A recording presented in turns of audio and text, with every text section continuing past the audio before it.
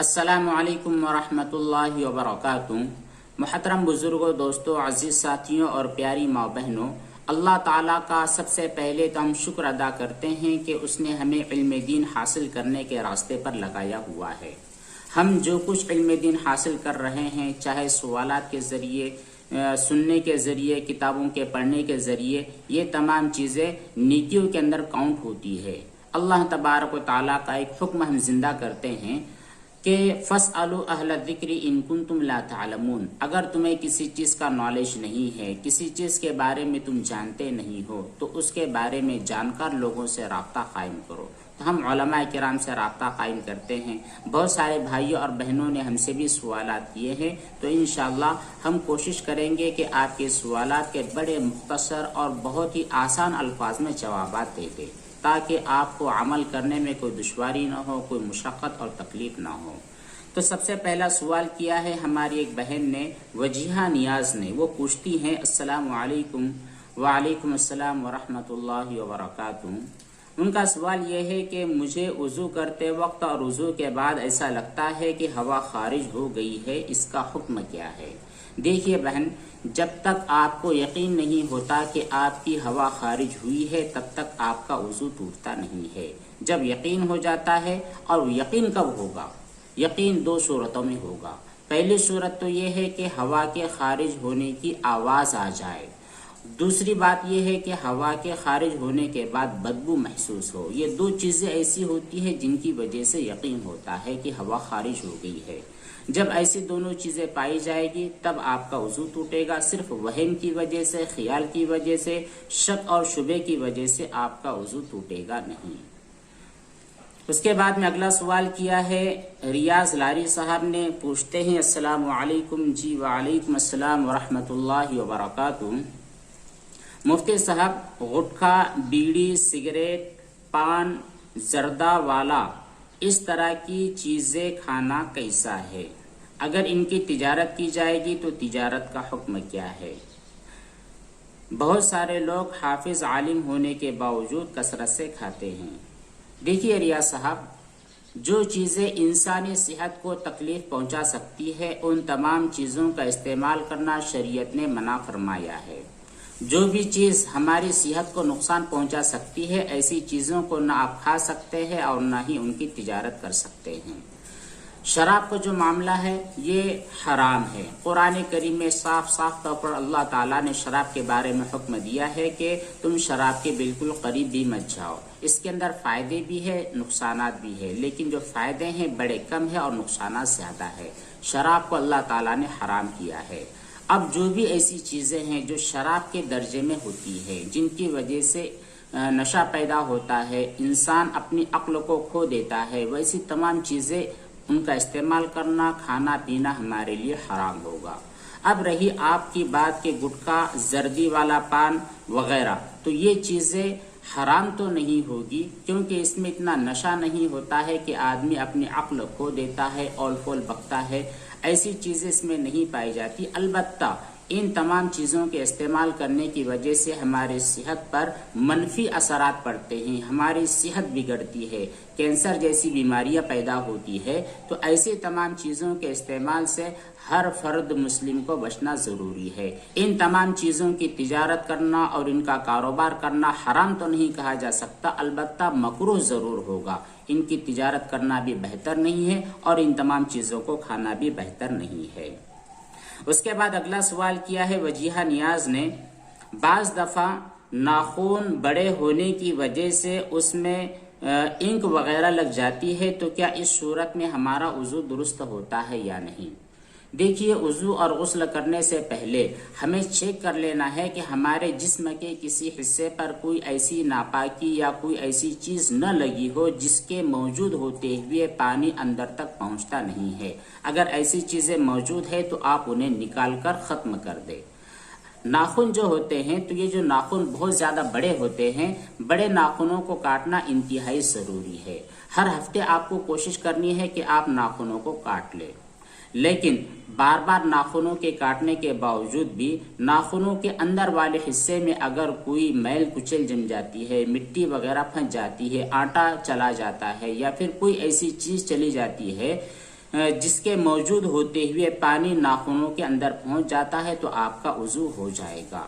لیکن اگر کوئی فیوی کوئک جیسی چیز لٹکی ہے، گزشتہ 1-2 دنوں پہلے ہمارے ایک عزیز نے سوال کیا تھا کہ عصر کی نماز پڑھنے کے لیے وہ مسجد پہنچے، انہوں نے دیکھا کہ ان کی انگلی پر فیوی کوئک لگا ہے اور وہ بہت زیادہ کوشش کے باوجود نہیں نکل رہا ہے، تو انہوں نے پوچھا تھا اب نماز کا حکم کیا ہے؟ تو اس کے بارے میں بھی انہیں جواب دیا گیا کہ فیوی کوئک کو آپ نکالنے کی کوشش کریں، پیٹرول وغیرہ ڈال دے، اسی طرح کوئی بھی چیز جو اس کو چھڑا سکتی ہے وہ ڈالے اور نکالنے کی کوشش کرے، جتنی چیز نکل جاتی ہے نکل جائے، اور جو چیز بہت زیادہ مشقت اور تکلیف کے باوجود نہیں نکلتی ہے تو شریعت نے اس کو معاف ٹھہرایا ہے۔ تو انگلیوں کے نیچے جتنی چیزیں ہیں یا اسی طرح پیروں کے نیچے چلنے پھرنے کے دوران ہمارے پیروں کے نیچے بہت ساری چیزیں پھنس جاتی ہے، ایسی تمام چیزوں کو دھیان دے، خیال کر کے نکال دینا ضروری ہے۔ جو انک ہوتی ہے، سیاہی وغیرہ لگی ہوتی ہے تو یہ ایسی نہیں ہوتی جس کے موجود ہوتے ہوئے پانی ناخنوں تک یا ہاتھوں تک نہیں پہنچتا، اس لیے انک لگنے کی وجہ سے آپ کا وضو ہو جائے گا۔ البتہ نیل پالش کے بارے میں بھی پہلے آپ کو بتلا دیا گیا ہے کہ اس کی 2 صورتیں ہوتی ہے۔ پہلی صورت تو وہ ہوتی ہے کہ نیل پالش کے ہوتے ہوئے پانی نیچے پہنچتا ہی نہیں ہے، تو ایسی نیل پالش کو نکالنا ضروری ہے۔ لیکن اگر کوئی نیل پالش ایسی ہے جس کے موجود ہوتے ہوئے اندر تک ناخنوں تک پانی پہنچ جاتا ہے تو وہ نکالنا ضروری نہیں ہے۔ اس کے بعد اگلا سوال کیا ہے سارہ خان نے، پوچھتی ہیں السلام علیکم۔ وعلیکم السلام ورحمۃ اللہ وبرکاتہ۔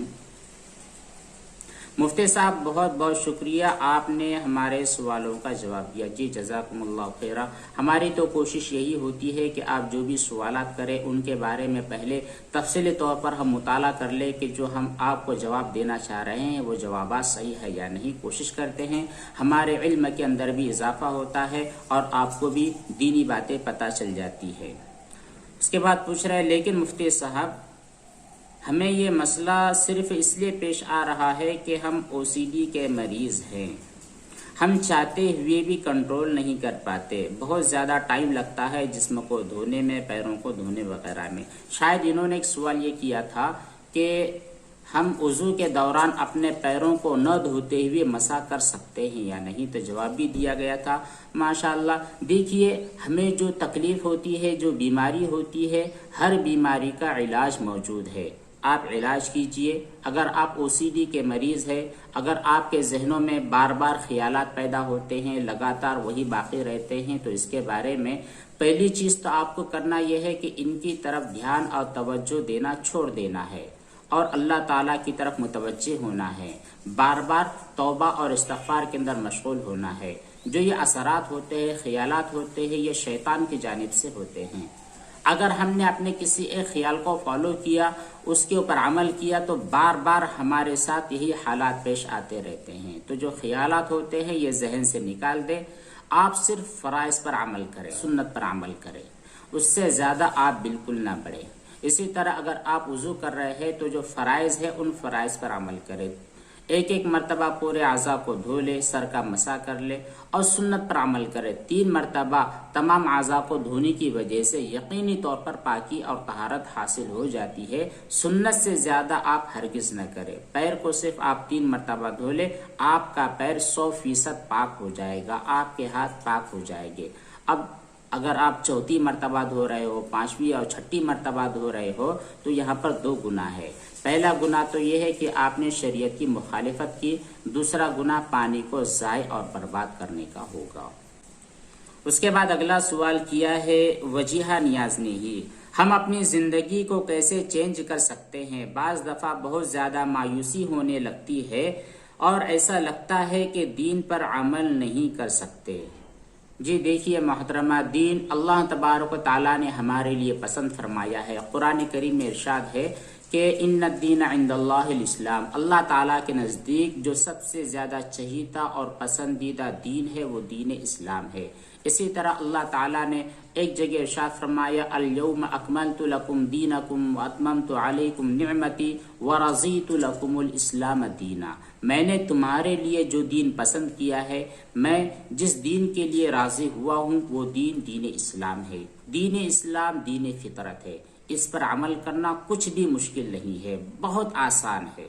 اس لیے جو آپ کے ذہن میں خیالات آتے ہیں، آپ مایوسی کا شکار ہو جاتے ہو، دراصل یہ آزمائش کا وقت ہوتا ہے۔ شیطان انسان کے ساتھ لگا ہوتا ہے، شیطان انسان کے دلوں میں وسوسے پیدا کرتا ہے، ہماری رگوں میں بہنے والے خون کی طرح بہتا رہتا ہے۔ جو خیالات پیدا ہوتے ہیں یہ عین آپ کے ایمان کی علامت ہے، آپ کا یقین، آپ کا ایمان مضبوط ہے، اس بات کی علامت ہے، کیونکہ ڈاکہ اکثر وہیں پر پڑتا ہے جہاں پر مال ہوتا ہے، سونے چاندی ہوا کرتے ہیں۔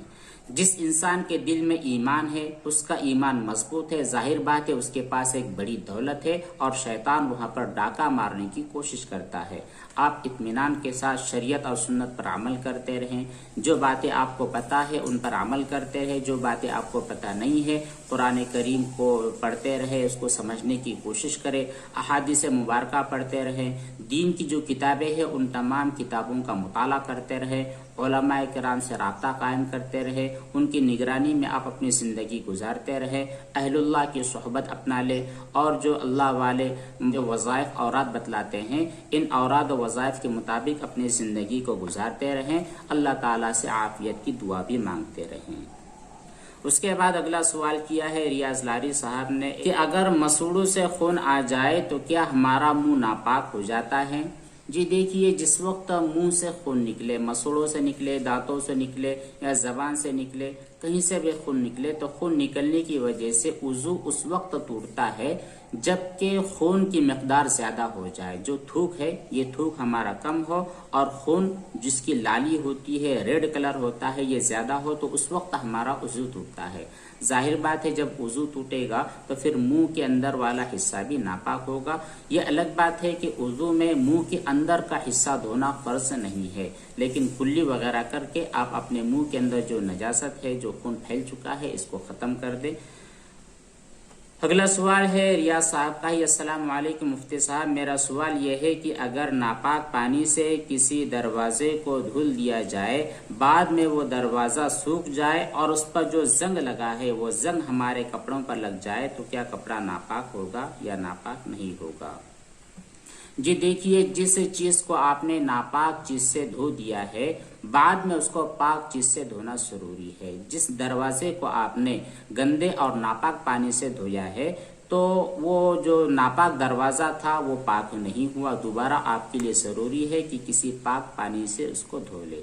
البتہ سوکھنے کے بعد اس کا جو زنگ وغیرہ آپ کے کپڑے کو لگا ہے یا پھر ایسے ہی راستے میں گزرتے ہوئے وہ دروازہ آپ کے کپڑوں کو، آپ کی آستینوں کو، آپ کے جسم کو ٹچ ہوتا رہتا ہے، تو جب تک دروازے کی نجاست آپ کے کپڑے یا بدن میں نہیں آتی اس وقت تک آپ کا کپڑا یا بدن ناپاک نہیں ہوتا ہے۔ اگلا سوال ہے وجیہہ نیاز کا۔ مفتی مسعود صاحب السلام علیکم، مجھے بہت وسوسے آتے ہیں جس کی وجہ سے کسی چیز میں دل نہیں لگتا، ہر وقت پریشان رہتی ہوں کہ میری عبادت ٹھیک ہوتی ہے یا ٹھیک نہیں ہوتی۔ جی دیکھیے، آپ وسوسوں کی طرف بالکل دھیان اور توجہ نہ دیں۔ وسوسے دراصل یہ شیطان کی جانب سے ہوتے ہیں۔ جب بھی کوئی وسوسہ آئے تو فوراً آپ لا حول ولا قوت الا باللہ العلی العظیم یہ دعا پڑھ لیں، اپنی بائیں طرف دھتکار دیں اور اپنے آپ کو یقین دلا دیں کہ میں جو بھی کام کر رہی ہوں شریعت اور سنت کے مطابق کر رہی ہوں۔ آپ نماز ادا کر رہے ہو، آپ معاملات کے اندر ہو، آپ قرآن کریم کی تلاوت کر رہے ہو، اسی طرح آپ طہارت کے اعتبار سے کوئی کام کر رہے ہو، تو ظاہر بات ہے شیطان کی جانب سے وسوسے آئیں گے۔ ان وسوسوں کو دھتکار دینا ضروری ہے، نہ کہ ان کو فالو کرنا۔ جہاں تک رہی آپ کی عبادتوں کا سوال کہ آپ کی عبادتیں قبول ہو رہی ہے یا قبول نہیں ہو رہی ہے، تو اس کے بارے میں بالکل صاف بات ہے کہ اگر آپ کوئی بھی کام شریعت اور سنت کے مطابق کر رہے ہو تو اللہ تبارک و تعالیٰ اس کو ضرور قبول فرماتے ہیں۔ اس کے بعد اگلا سوال ہے محترم جناب شاہد اسحاق کی جانب سے، پوچھتے ہیں السلام علیکم مفتی صاحب، کورونا کے لیے انشورنس نکالنا کیسا ہے؟ وعلیکم السلام ورحمۃ اللہ وبرکاتہ۔ جی دیکھیے، کورونا کے لیے انشورنس اگر آپ نکالتے ہیں تو یہ بھی ناجائز ہے، کیونکہ یہ ایک میڈیکل انشورنس ہے، اور انشورنس جو بھی ہوتا ہے چاہے میڈیکل ہو یا پھر لائف ہو یا پھر تجارتی اعتبار سے کوئی انشورنس ہوتا ہو، یہ تمام شریعت کی نظر میں جائز نہیں ہے۔ یہ دیکھیے، جو بیماری پھیلی ہے کورونا کے نام سے، یہ ایک وبائی بیماری کی شکل اختیار کر چکی ہے۔ اس کے اندر کون آدمی کب ملوث ہو جائے، کب اللہ تعالیٰ کس کو اس بیماری کے اندر مبتلا کر دے، تو سب سے پہلے دعا آپ یہ کریں کہ اللہ تبارک و تعالیٰ اس بیماری سے پوری امت مسلمہ کی حفاظت فرمائے۔ ہمارے بھارت دیش کے اندر جو بیماری گھس آئی ہے اس کو مکمل طور پر ختم فرما دے۔ جتنے لوگ مصیبتوں کے اندر، تکلیفوں میں اور مالی اعتبار سے تنگیوں کے شکار ہے، اللہ تبارک و تعالیٰ ان تمام لوگوں کے ساتھ عافیت کا معاملہ پیدا فرمائے۔ دوسری کوشش آپ یہ کریں کہ اپنے خاندان میں، برادری میں اور ایک لیول کے اعتبار سے آپ چندہ اکٹھا کر لیں، کچھ مال جمع کر لیں کہ آئندہ مستقبل میں ہمارے خاندان کے اعتبار سے، گھر والوں کے اعتبار سے، اپنی کمیٹی والوں کے اعتبار سے یا اپنے محلے اور اپنے شہر والوں کے اعتبار سے، پورے مسلمانوں کے اعتبار سے جو بھی آدمی بیماری کا شکار ہو جاتا ہے اور بیماری کے لیے بہت زیادہ پیسہ اس کے پاس موجود نہیں ہوتا ہے، تو پھر یہ رقم جو آپ لوگوں نے جمع کی ہے اس کے ذریعے غربا کی، فقراء کی اور محتاجوں کی مدد کی جائے۔ البتہ اس بیماری کو مد نظر رکھتے ہوئے کہ آئندہ کسی کو ہو جائے، اس لیے اگر آپ انشورنس نکلواتے ہیں تو یہ شرعی اعتبار سے جائز نہیں ہے۔ اس کے بعد اگلا سوال پھر سے وجیہہ نیاز کا ہے، پوچھتی ہیں السلام علیکم، میرے کپڑے ناپاک تھے، اس کو دھویا گیا مگر بعد میں دھونے کے بعد سوکھ گئے تو مجھے محسوس ہوا کہ اس کی کسی جگہ پر نجاست باقی ہے، تو کیا کیا جائے؟ جی دوبارہ آپ کپڑے کو دھو لیں۔ اگر وہ نجاست کپڑے کو دھونے کے بعد لگی ہے تو پھر اتنی ہی جگہ کو دھونا ضروری ہے جہاں پر نجاست لگی ہے، لیکن وہ نجاست کپڑے دھونے کے پہلے تھی، پھر آپ نے اس کو دھو لیا، وہ نجاست پورے کپڑے میں پھیل گئی ہے تو پھر پورے کپڑے کو دھونا ضروری ہے۔ اس کے بعد اگلا سوال ہے مونی خان کا، السلام علیکم مفتی صاحب، یہ جو آن لائن جلباب ملتا ہے جو پہن کر عورتیں نماز پڑھتی ہیں تو کیا یہ لینا صحیح ہے؟ کیا ہمارے سطر کو چھپانے کے اعتبار سے یہ بہتر ہوتا ہے یا نہیں، یا پھر ہمارے لیے کون سا کپڑا پہننا چاہیے، یعنی کس مٹیریل کا ہونا چاہیے؟ جی دیکھیے، عورتوں کے لیے کپڑے ایسے ہونے چاہیے جو ان کے سطر کو اچھی طرح چھپا سکے، ان کے بال نہ جھلکے، ان کے جسم کا کوئی عضو نہ جھلکے، ایسے کپڑے آپ کو پہننا چاہیے۔ یہ جو جلباب ملتے ہیں آن لائن، یہ جو حجاب ملا کرتے ہیں، اس میں دو کوالٹی ہوتی ہے۔ ایک کوالٹی تو ایسی ہوتی ہے جس کو پہننے کی وجہ سے آپ کا سطر چھپتا نہیں ہے، الٹا بہت سارے لوگ آپ کی طرف اٹریکٹ ہوتے ہیں، متوجہ ہوتے ہیں اور آپ کے جلباب کو دیکھنے کی کوشش میں آپ کو بھی دیکھ لیتے ہیں۔ تو جو ایسے حجاب ہوا کرتے ہیں کہ لوگوں کی نظروں کو آپ کی جانب متوجہ کرتے ہیں، ایسے جلباب اور ایسے برقعے آپ کو استعمال نہیں کرنا ہے، ان کو خرید بھی نہیں سکتے، پہن بھی نہیں سکتے۔ البتہ ایسے جلباب جو آپ کے سطر کو اچھی طرح ڈھانپ سکتے ہیں، جو بالکل ڈھیلے ڈھالے ہوتے ہیں، سر چھپا ہوتا ہے، چہرہ چھپا ہوتا ہے، آپ کے ہاتھ چھپے ہوتے ہیں، اسی طرح آپ کے جسم کا کوئی بھی عضو چھلکتا نہیں ہے، بالکل باریک بھی کپڑا نہیں ہوتا ہے، موٹا کپڑا ہوتا ہے، تو ایسے کپڑے پہننے کی آپ کو اجازت ہے، چاہے وہ کسی بھی قسم کا میٹیریل ہو یا کسی بھی دھات سے وہ کپڑا بنا ہوا ہو، کوئی حرج نہیں ہے۔ اب اگلا سوال ہے کنور فیض علی خان صاحب کی جانب سے، پوچھتے ہیں السلام علیکم مفتی صاحب۔ وعلیکم السلام ورحمۃ اللہ وبرکاتہ۔ مفتی صاحب، اگر میں رکوع میں گیا اور امام رکوع سے اٹھ گیا ہو تو جماعت مل جائے گی یا جماعت نہیں ملے گی؟ دیکھیے، رکوع میں شامل ہونے کا طریقہ یہ ہے کہ جب بھی آپ نماز میں شریک ہونے کی کوشش کریں، سب سے پہلے آپ اطمینان سے کھڑے ہو جائیں، جس کو ہم کہتے ہیں قیام۔ قیام کرنا فرض ہے۔ قیام ہونے کے بعد تکبیر تحریمہ کرتے ہوئے، اللہ اکبر کہتے ہوئے آپ اپنے ہاتھوں کو باندھ لیں، اس کے بعد رکوع میں شریک ہوں۔ اب جب آپ رکوع میں گئے ہیں تو یہ دیکھنا ہوگا کہ آپ کا رکوع اور امام صاحب کا رکوع ایک ہو گیا ہے یا نہیں۔ آپ نے رکوع میں شرکت کی، آپ شریک تھے رکوع میں اور امام صاحب بھی رکوع میں تھے، تو بس آپ کو رکعت مل چکی ہے۔ لیکن آپ رکوع میں جا رہے تھے اور امام صاحب اٹھ رہے تھے، تو اس صورت میں یہ رکعت آپ کو نہیں ملی۔ اب ضروری نہیں ہے کہ رکوع میں جانے کے بعد آپ سبحان اللہ کہے اور امام صاحب بھی وہاں پر موجود ہو، یہ ضروری نہیں ہے۔ آپ گئے ہیں اور جانے کے بعد ایک مرتبہ بھی آپ کو سبحان ربی العظیم نہیں ملا، تب بھی کوئی فرق نہیں پڑتا ہے۔ بس یہی چیز ضروری ہے کہ آپ کا رکوع اور امام صاحب کا رکوع میل کھا جائے۔ آپ رکوع میں جا رہے ہیں اور امام صاحب اٹھ رہے ہیں، یہ کافی نہیں ہے رکعت ملنے کے لیے۔ اس کے بعد اگلا سوال ہے کوثر شیخ کی جانب سے مفتی صاحب میرا سوال یہ ہے کہ امام کے پیچھے مقتدی قرات کر سکتا ہے یا نہیں، چاہے وہ سری نماز ہو یا جہری نماز ہو؟ جی بالکل قرات نہیں کر سکتا، قرات کرنا یہ امام صاحب کا کام ہے اور مقتدی کا کام ہے اطمینان کے ساتھ قرات کو سنے۔ قرآن کریم میں ارشاد ہے وَإِذَا قُرِئَ الْقُرْآنُ فَاسْتَمِعُوا لَهُ وَأَنصِتُوا، جب قرآن کریم کی تلاوت کی جائے تو آپ بالکل خاموش رہو اور اس کو سنو۔ اس کے بعد اگلا سوال ہے سارا خان کا، السلام علیکم مفتی صاحب، میرا سوال یہ ہے کہ کیا صابن کا استعمال کسی بھی طرح کی نجاست کو صاف کرنے کے لیے ضروری ہے یا صرف پانی سے دھو لینے سے بھی نجاست دور ہو جاتی ہے؟ جی دیکھیے، غسل کرنے کے لیے، کپڑا وغیرہ دھونے کے لیے صابن اور شیمپو کا استعمال کرنا ضروری نہیں ہے۔ اگر آپ کا بدن صابن کے استعمال کیے بغیر پاک صاف ہو جاتا ہے، اسی طرح شیمپو کے استعمال کیے بغیر بھی آپ کا بدن صاف ہو جاتا ہے، نجاست دھل جاتی ہے، کپڑے صاف ہو جاتے ہیں، تو اس صورت میں صابن کا استعمال کرنا ضروری نہیں ہے۔ صابن کے استعمال کیے بغیر آپ کا کپڑا پاک نہیں ہوگا، یہ چیز صحیح نہیں ہے۔ اس کے بعد اگلا سوال بلکہ دعا ہے سمیر شیخ کی جانب سے، ہمارے شاگرد ہے مفتی محمد سمیر صاحب، اللہ تبارک تعالیٰ آپ کی عمر میں برکت عطا فرمائے۔ انہوں نے دعا دی ہے اللہ تعالیٰ آپ کی کوششوں کو قبول فرمائے، اللہ تعالیٰ آپ سے راضی ہو جائے، آمین ثم آمین۔ اگلا سوال کیا ہے ریاض لاری صاحب نے، السلام علیکم۔ وعلیکم السلام ورحمۃ اللہ وبرکاتہ۔ پوچھتے یہ ہیں کہ بہت سارے لوگ سجدے میں جاتے ٹائم اپنے پیر کی انگلیاں زمین پر ٹکاتے نہیں ہیں، اس پہ وضاحت فرمائیں۔ جی دیکھیے، سجدے میں جس وقت آپ جاتے ہیں تو ضروری ہے کہ آپ کے پیر کی جو انگلیاں ہیں 200 کے 200 انگلیاں زمین پر رکھیں۔ ایسا نہیں ہے کہ پوری کی پوری انگلی آپ کی سجدے میں اٹھی ہوئی ہو، تو اس صورت میں اگر 3 مرتبہ سبحان اللہ کی مقدار پورے کے پورے پیر آپ کے اٹھے ہیں، ایک بھی انگلی زمین سے ٹچ نہیں ہے، تو پھر آپ کی نماز ٹوٹ جاتی ہے۔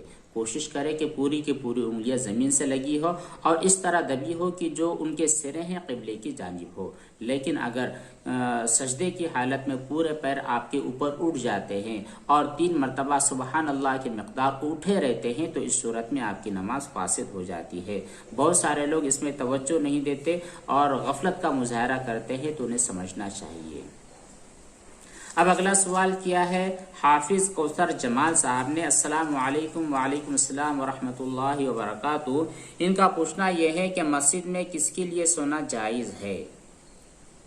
جی دیکھیے، مسجد میں صرف 2 لوگ سو سکتے ہیں، ایک تو وہ آدمی جو اعتکاف کی حالت میں ہو، دوسرا وہ آدمی جو سفر کی حالت میں ہو۔ اگر آپ اپنے محلے کی مسجدوں میں جا کر سونے کی عادت بنا لیتے ہیں تو یہ آپ کے لیے بہتر چیز نہیں ہے۔ جو مسجد ہوتی ہے یہ خاص عبادت کے لیے ہوتی ہے، سونے کے لیے نہیں ہوتی۔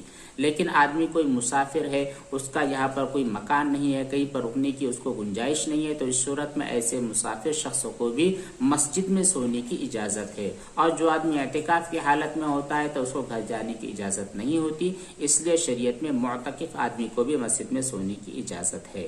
لیکن جو لوگ بھی مسجد میں سو رہے ہوں ان کے لیے ضروری ہے کہ مسجد کا ادب اور اس کا احترام کرتے ہوئے وہاں پر آرام کریں، وہاں پر گندگی وغیرہ نہ پھیلائیں۔ اگلا سوال ہے وجیہہ نیاز کا، کیا لیکوریا سے وضو ٹوٹ جاتا ہے؟ میں نے کچھ اسکالر سے سنا ہے کہ لیکوریا کے پانی سے وضو ٹوٹ جاتا ہے۔ جی دیکھیے، جو لیکوریا کا پانی ہوتا ہے وہ شرمگاہ کے اندر سے باہر نکلتا ہے۔ شرمگاہ کے اندر سے جو پانی نکلتا ہے، بعض عورتوں کو بیماری ہوتی ہے تو اس پانی کے نکلنے کی وجہ سے آپ کا وضو بھی ٹوٹ جاتا ہے، اور جن جن جگہوں پر لیکوریا کا پانی لگ چکا ہے اگر وہ 1 درہم سے زیادہ ہے تو اس صورت میں اس پورے کپڑے کو دھونا ضروری ہے۔ اور اگر وہ پانی جو لیکوریا کے نام سے نکلتا ہے اور 1 درہم سے کم کی مقدار میں لگے ہیں تو پھر کپڑا بھی ناپاک ہوتا نہیں ہے، معاف ہے۔ اس کے بعد اگلا سوال ہے محمد صدیق کا، السلام علیکم مفتی صاحب۔ وعلیکم السلام ورحمۃ اللہ وبرکاتہ۔ یہ کہتے ہیں کہ میرا سوال یہ ہے کہ غسل کرنے میں بہت زیادہ ٹائم لگتا ہے، کیا کریں؟ بالکل ٹائم نہیں لگنا چاہیے۔ نبی کریم صلی اللہ علیہ وسلم کا غسل کیسا تھا آپ اس کو دیکھ لیں۔ جیسے نبی کریم صلی اللہ علیہ وسلم نے غسل کیا ہے، جو طریقہ آپ نے بتلایا ہے اس طریقے کے مطابق اگر آپ غسل کرتے ہیں تو انشاءاللہ بالکل وقت نہیں لگے گا۔ اس کے بعد کہتے ہیں کہ سب سے زیادہ شرمگاہ دھونے میں وقت لگتا ہے، نہیں لگنا چاہیے۔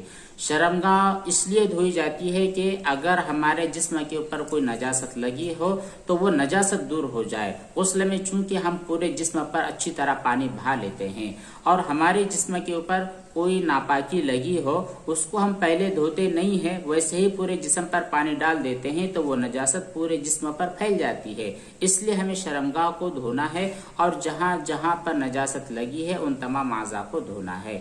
تو دھونے کا دو طریقے ہیں۔ پہلا طریقہ تو یہ ہے کہ اگر وہ نجاست آپ کو نظر آ رہی ہے تو اس کو صرف ایک مرتبہ دھو لیتے ہیں اور وہ نجاست ختم ہو جاتی ہے تو وہ چیز پاک ہو جاتی ہے۔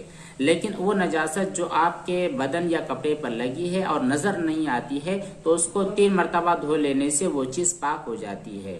تو آپ کے بدن پر اگر کوئی نجاست لگی ہے، اسی طرح آپ شرمگاہ کو دھو رہے ہیں تو یہ طریقہ فالو کیجئے۔ اگر نجاست نظر آ رہی ہے تو جب تک وہ نجاست ختم نہیں ہو جاتی اس وقت تک دھو لے، چاہے 1 مرتبہ میں ختم ہو جائے یا 2-3 مرتبہ میں ختم ہو جائے۔ اور اگر ایسی نجاست ہے جو آنکھوں سے نظر نہیں آتی ہے تو اس صورت میں آپ اس کو 3 مرتبہ دھو لے اور مطمئن ہو جائے کہ انشاءاللہ وہ نجاست ختم ہو چکی ہوگی۔ اس کے بعد اگلا سوال ہے پٹھان الیاس صاحب کی جانب سے، پوچھتے ہیں السلام علیکم۔ وعلیکم السلام ورحمۃ اللہ وبرکاتہ۔